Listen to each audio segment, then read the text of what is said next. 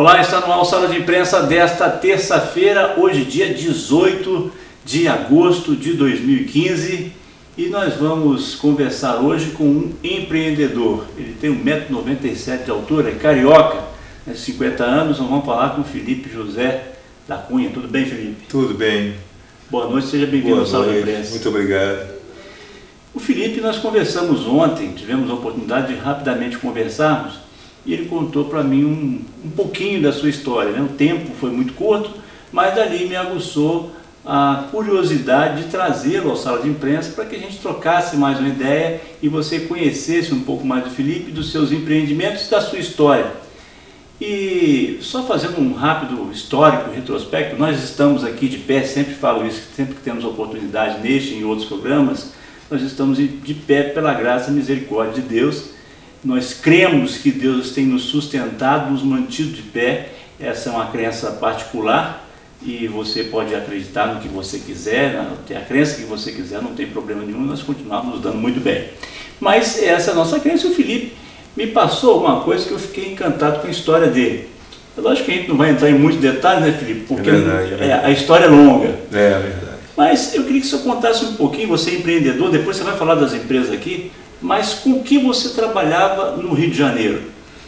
Eu, no Rio de Janeiro, também trabalhei, eu tinha uma empresa, né, onde eu mexia com tratamento e limpeza de tanque e terceirizava mão de obra, mas somente na área naval, né, e eu mantinha também alguns funcionários embarcados, né, e em 2009, 2008, eu fui pego por algumas situações e eu fui obrigado a fechar essa empresa. E você tinha quantos funcionários lá no total, mais ou menos? No total, aproximadamente uns 200, 250 funcionários por aí.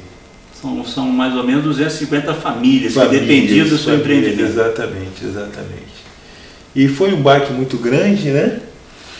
Porque mesmo como empresário, a gente nunca espera, não quer que tal coisa aconteça, porque isso aí, quando se fala em família, acarreta uma série de problemas.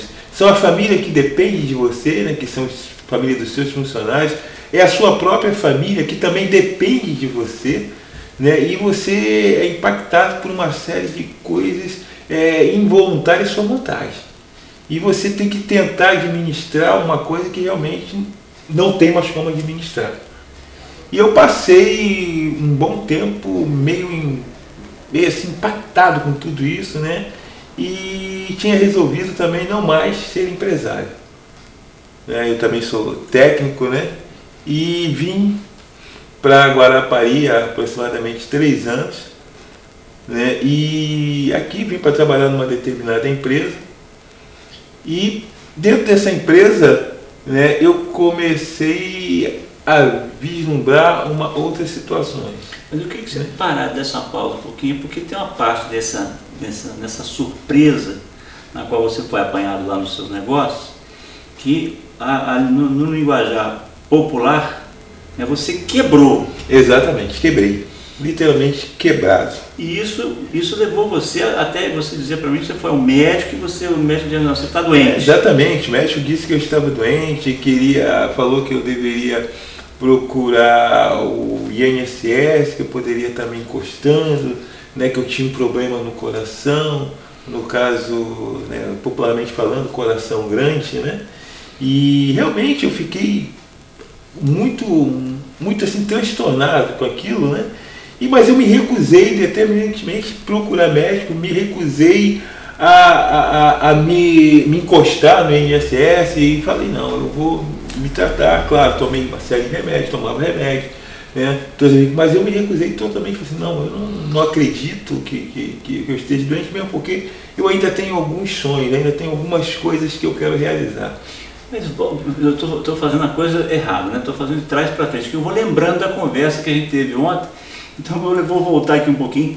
Antes disso tudo acontecer, antes de você quebrar, teve alguém que falou para você que alguma coisa ia acontecer na sua vida. Fala rapidamente o que aconteceu. Eu digo que era um profeta velho, né?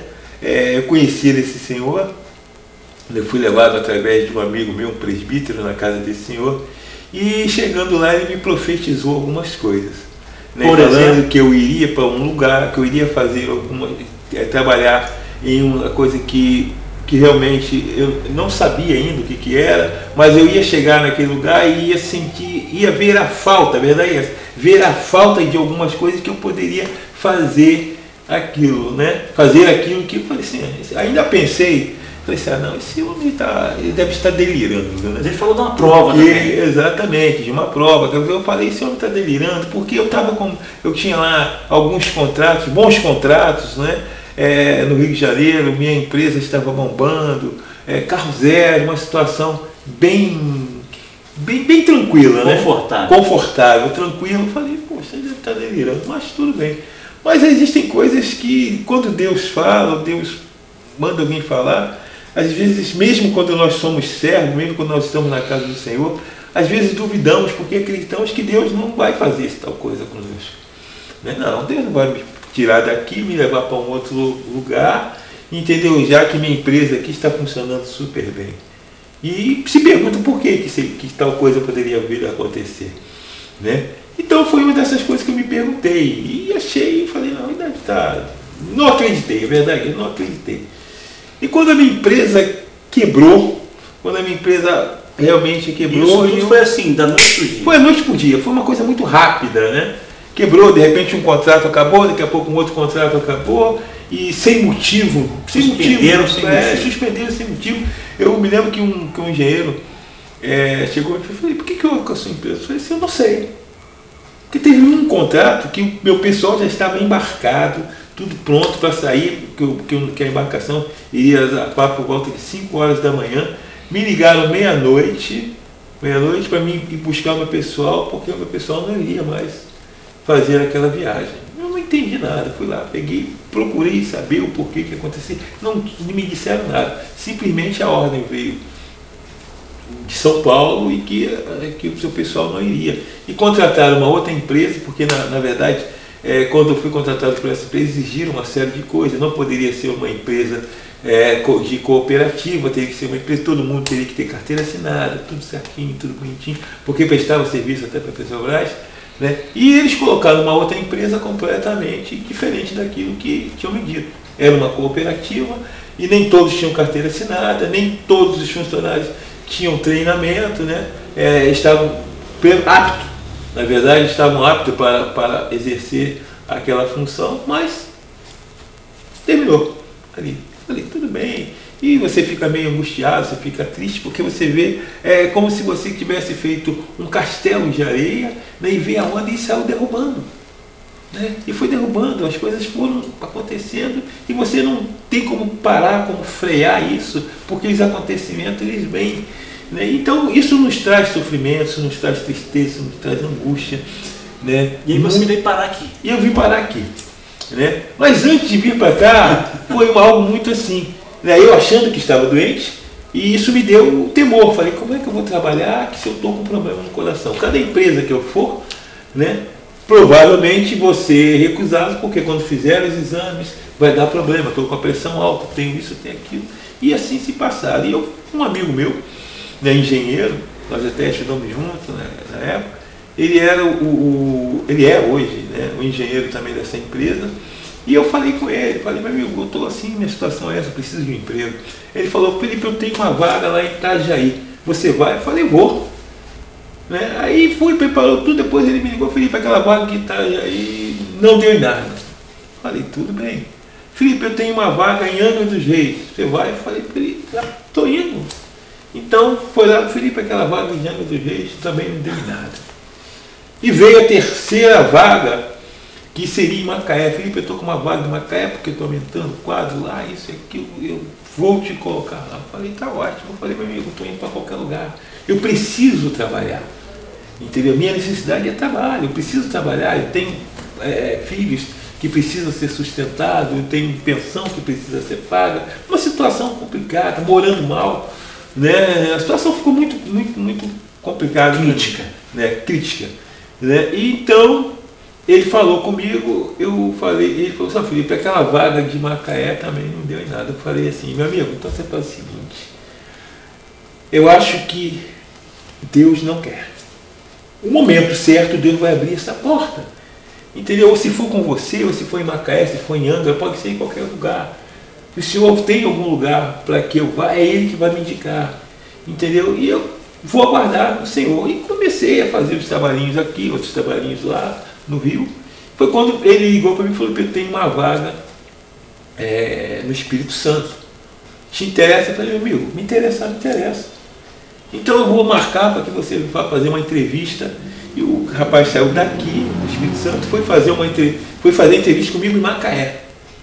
Né? E eu fui lá em Macaé, do Rio, saí do Rio, fui em Macaé, fiz a entrevista com ele e falou, Felipe, está tudo certo. Você vai ter que ir a Vitória agora, né? Vitória vai ter que ir agora a Paris, porque nós vamos ter que fazer os exames, você tem que fazer uma série de coisas, isso aqui, tudo bem, abrir conta bancária. Eu falei, meu Deus do céu, como é que eu vou para o Espírito Santo que eu não tenho dinheiro nem de passagem? Como é que eu vou fazer? O que vai ser da minha vida? Como é que eu vou chegar lá? Mas eu preciso desse emprego. E eu vim. Né? Consegui lá, fiz uns biscates lá, consegui vir. Falei, dinheiro para ir, eu tenho dinheiro para ir, só Deus sabe. E cheguei aqui, fiz o que tinha que fazer, essa foi a primeira vez. Falei, e agora para mim ir embora? Eu não tenho dinheiro para ir embora. Cheguei na rodoviária, ali eu falei, rapaz, meti a mão, falei, esqueci o meu celular lá na empresa. Falei, e agora? Como é que eu vou fazer? Tem que ligar, cobrar. Porque eu preciso do celular, porque ele vai ligar para mim, eu não posso deixar o celular aqui. Porque senão não tem como me comunicar, porque eu na verdade não sei nem o telefone da empresa. Então liguei para lá, insisti, aí ele veio e trouxe o celular para mim. Aí eu falei, seu amigo, é melhor o seguinte, tem meu celular que estava aí, mas também não tem dinheiro para ir embora. Rapaz, como é que você veio? Eu falei, eu vim porque eu tinha que vir, meu amigo, eu preciso desse emprego. Entendeu? Você pode pagar a minha passagem? Ele pagou a minha passagem, eu fui embora, voltei para o Rio, tinha que voltar aqui, e voltei, também na mesma situação. Aí dessa vez eu pedi dinheiro ali na rodoviária, pedia um, pedia outro, um dinheiro aqui para inteirar minha passagem. E assim eu consegui a passagem e fui embora. Voltei para o Rio, falei, agora está tudo certo. Vou ter que voltar para cá. Porque para começar a trabalhar. Terceira vez. Agora eu tenho que começar a trabalhar. Foi quando falaram, Felipe, você começa tal dia. Eu falei, eu tenho dinheiro, eu tinha um dia, tinha feito um 20. Mas na verdade eu fiquei com R$60 no bolso quando eu cheguei aqui. E eu tinha que ficar aqui mais um tempo. Falei, não tenho onde dormir, não tem como fazer, como é que eu vou me alimentar? Né? E eu falei, meu Deus do céu, só o Senhor. Aí me conseguiram uma pousada ali em Umbu, e eu fui lá, conversei com essa senhora.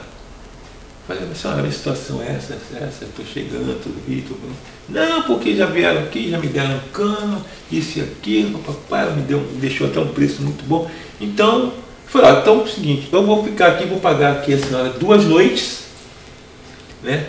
2 noites, e depois eu vejo o que eu faço. Mas hoje eu preciso dormir, amanhã eu durmo e depois. Foi o que eu fiz. Aí eu fui pagar, eu falei, não, então você faz o seguinte, você me paga depois. Essas 2 noites você vai ter que me entregar a chave, você fica aqui quando você for embora. Tá ótimo. Olha, então foi o que eu fiz. Fiquei lá 2 noites e fui procurar. Essa senhora sumiu. Desapareceu. Desapareceu. Sumiu. E eu fui na casa dela, me informaram onde ela trabalhava, onde ela morava. E eu fui na casa dela, bati, deixei recado e ela simplesmente sumiu. Sumiu por tempo, assim, fiquei aí. Quando saiu o meu primeiro pagamento, né? Eu estava com problema no meu CPF e eu não conseguia abrir a conta, então a empresa não tinha como depositar. Eu falei, meu Deus do céu, de novo, e a prova, estou com dinheiro e não tenho, continuo duro.